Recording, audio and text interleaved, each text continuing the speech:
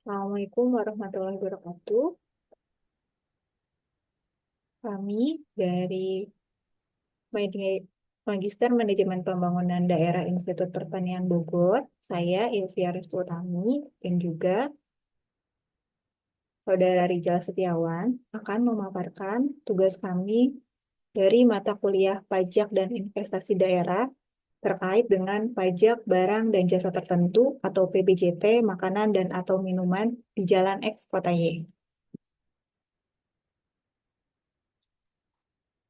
Berdasarkan Undang-Undang 1 Tahun 2022 tentang hubungan keuangan antara pemerintah pusat dan pemerintah daerah, pajak daerah adalah kontribusi wajib kepada daerah yang terutang oleh pribadi atau badan yang bersifat memaksa berdasarkan undang-undang dengan tidak mendapatkan imbalan secara langsung dan digunakan untuk keperluan daerah bagi sebesar-besarnya kemampuan rakyat.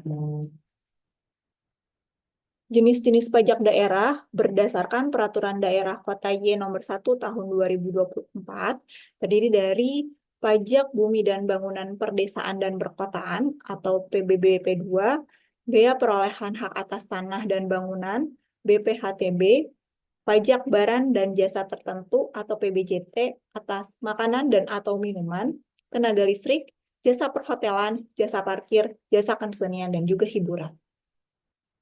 Ada juga pajak reklame, kemudian pajak air tanah atau PAT, pajak mineral bukan logam dan batuan MBLB, pajak sarang burung walet, opsen pajak kendaraan bermotor atau PKB, dan opsen bea balik nama kendaraan bermotor atau BBNKB. Adapun yang akan dilakukan analisis pada tugas kami adalah pajak barang dan jasa tertentu atau PBJT atas makanan dan atau minuman. Pajak barang dan jasa tertentu atau BPJT adalah pajak yang dibayarkan oleh konsumen akhir atas konsumsi barang dan atau jasa tertentu. Adapun barang dan jasa tertentu adalah barang dan jasa tertentu yang dijual dan atau diserahkan kepada konsumen akhir. Adapun PBJT yang akan kami bahas lebih lanjut adalah PBJT atas makanan dan atau minuman. Makanan dan atau minuman dalam Perda diatur adalah makanan dan atau minuman yang disediakan, dijual, dan atau diserahkan baik secara langsung maupun tidak langsung atau melalui pesanan oleh restoran. Sementara restoran adalah fasilitas penyedia makanan dan atau minuman dengan dipungut bayaran. Pada Perda tersebut diatur bahwa objek PBJT merupakan penjualan, penyerahan, dan atau konsumsi barang dan jasa tertentu yang meliputi makanan dan atau minuman. Makanan dan minuman meliputi yang disediakan oleh pertama, restoran, yang paling sedikit menyediakan layanan penyajian makanan dan atau minuman berupa meja, kursi, dan atau peralatan makan dan minum. Serta penyedia jasa atau jasa boga atau catering yang melakukan proses penyediaan bahan baku dan bahan setengah jadi, penyajian di lokasi yang diinginkan oleh pemesan dan berbeda dengan lokasi di mana proses pembuatan dan penyimpanan dilakukan, dan penyediaannya dilakukan dengan atau tanpa peralatan dan petugasnya. Lebih lanjut, diatur pula objek-objek menjadi pengecualian atas PBJT. Yang dikecualikan dari objek PBJT adalah penyerahan dan atau makanan dan atau minuman, di mana peredaran usahanya tidak melebihi 10 juta rupiah per bulan.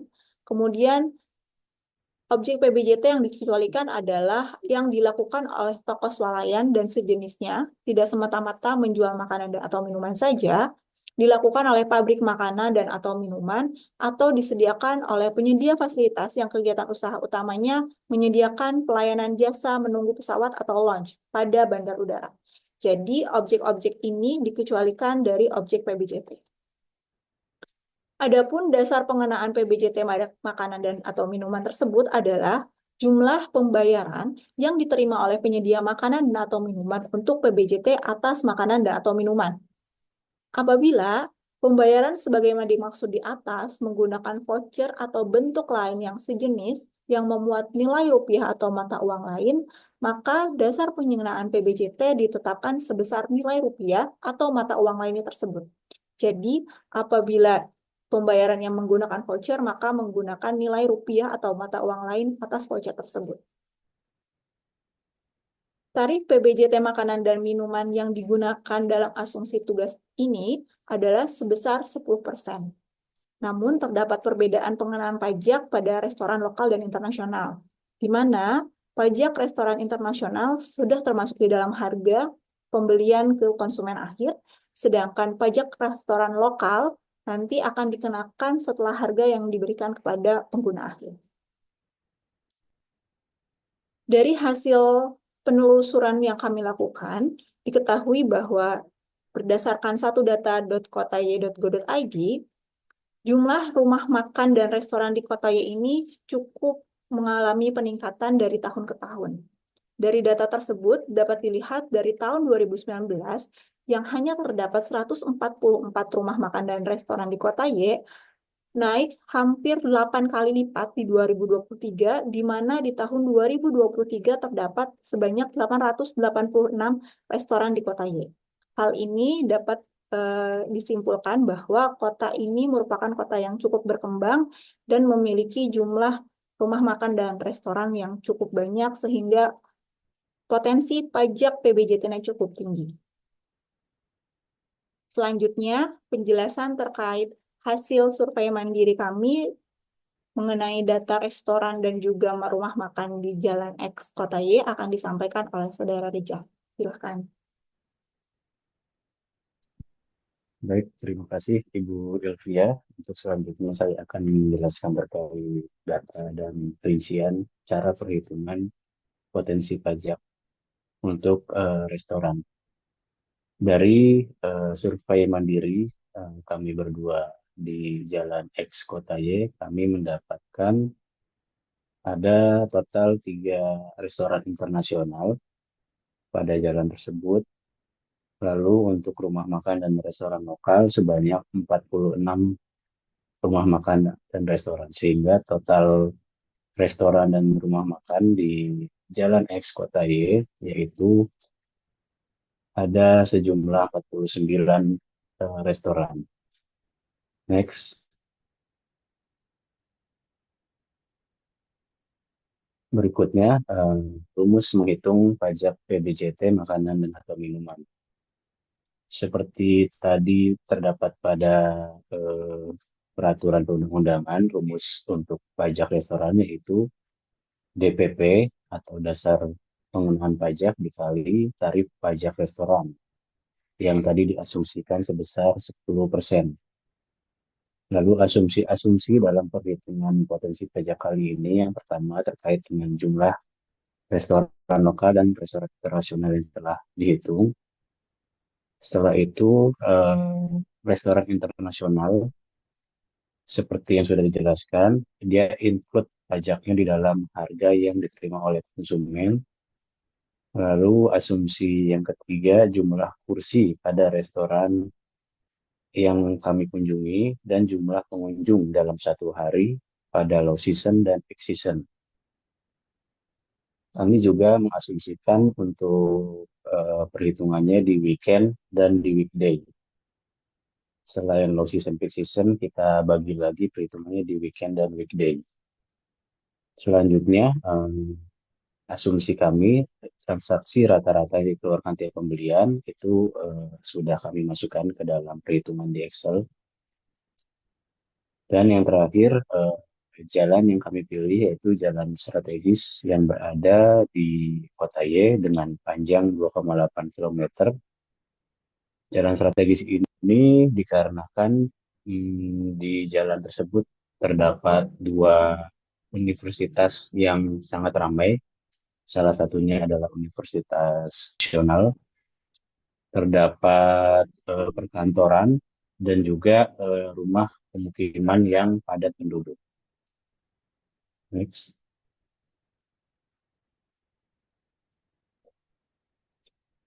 Ini adalah rumus dalam menghitung potensi pajak untuk kategori restoran internasional.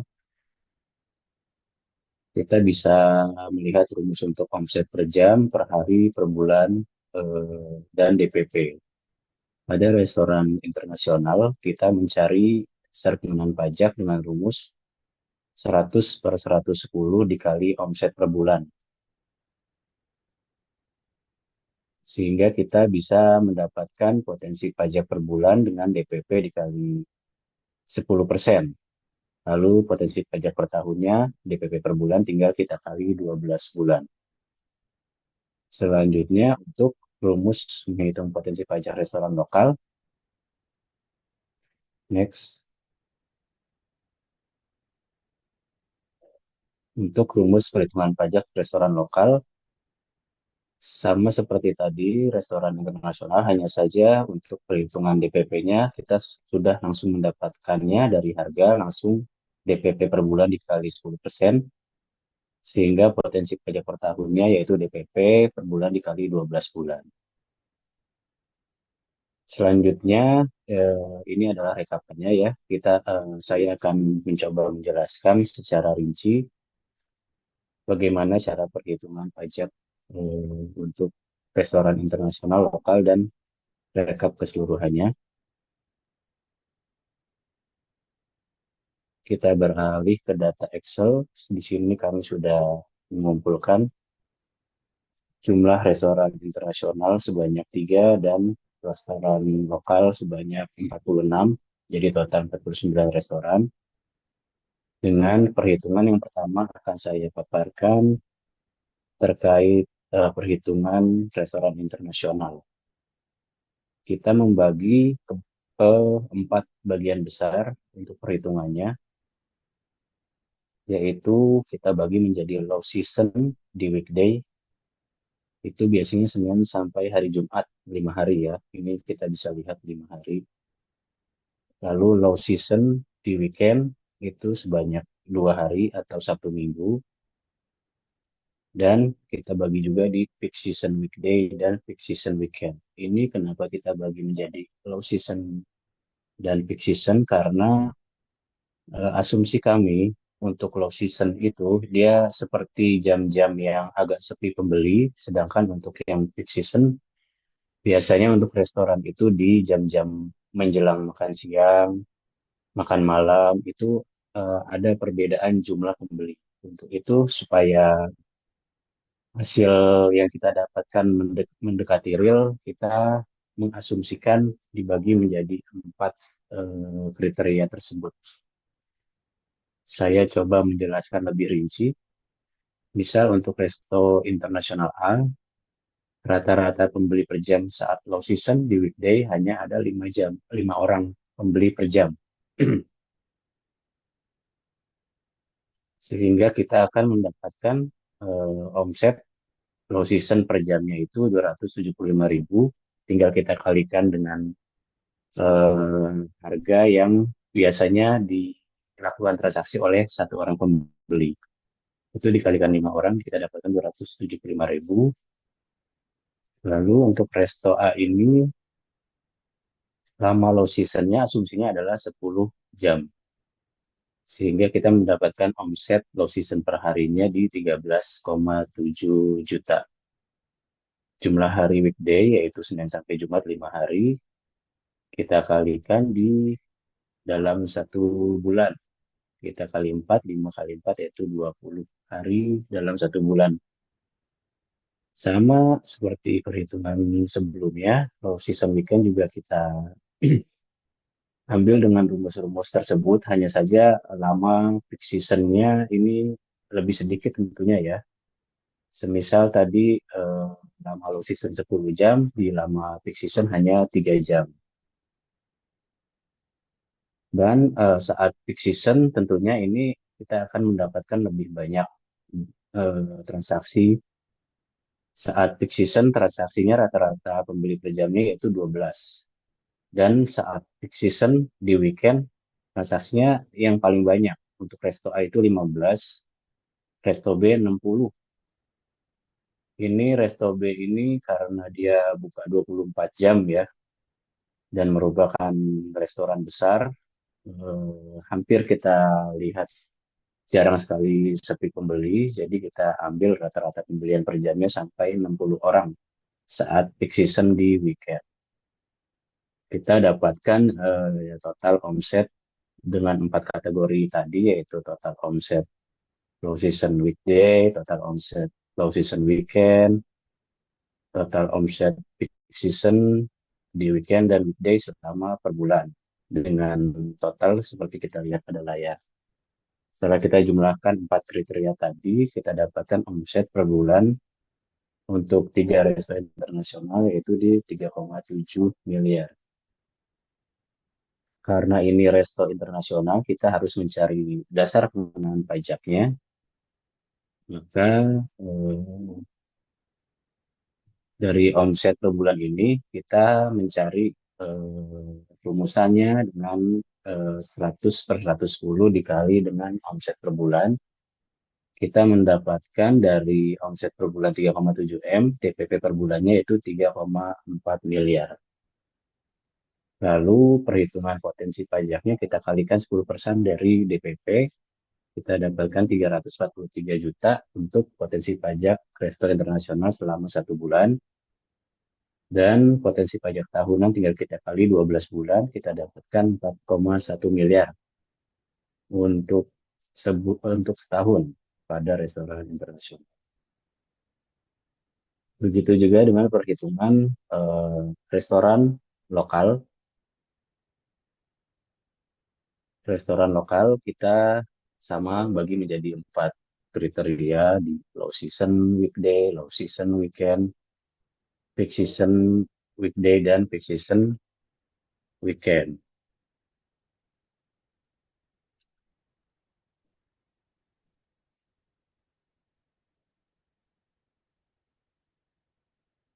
Ini data-datanya. Kita langsung saja karena perhitungannya sama seperti tadi. Kita mendapatkan total omsetnya untuk 4 kriteria tadi, sehingga total omset per bulan yang kita dapatkan untuk 46 resto lokal yaitu di 9,2 miliar. Potensi pajaknya langsung kita dapatkan dikali 10% di 900 jutaan.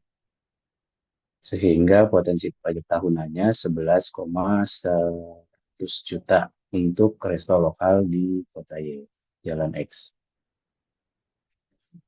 Ini total potensi pajak yang kita dapatkan.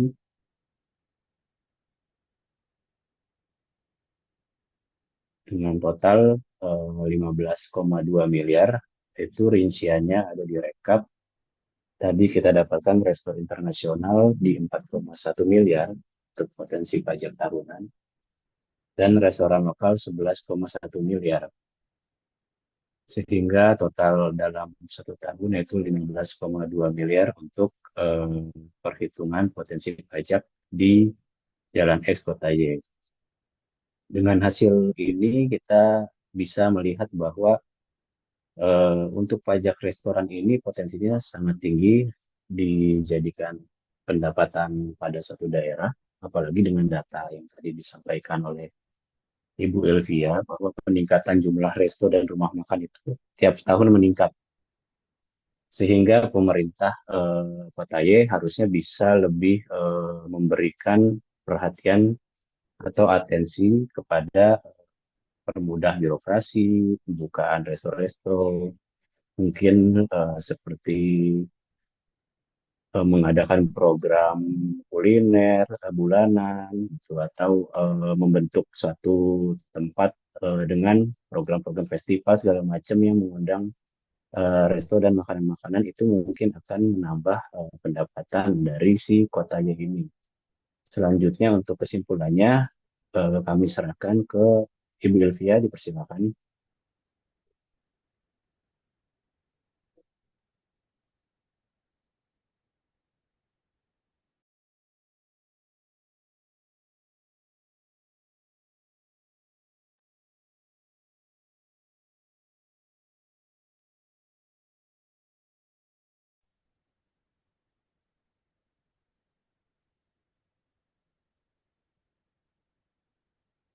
Adapun kesimpulan dari analisis yang kami lakukan bahwa potensi pajak di Jalan X dengan panjang 2,8 km di Kota Y dalam kurun waktu 1 tahun adalah sebesar 15 miliar Rp261.735.273 Seperti tadi disampaikan bahwa potensi pajak daerah ini cukup tinggi menjadi salah satu sumber pendapatan bagi Kota Y agar Kota Y bisa melakukan lebih banyak inovasi untuk peningkatan pajak PBJT ini. Demikian kami sampaikan. Terima kasih banyak. Assalamualaikum warahmatullahi wabarakatuh.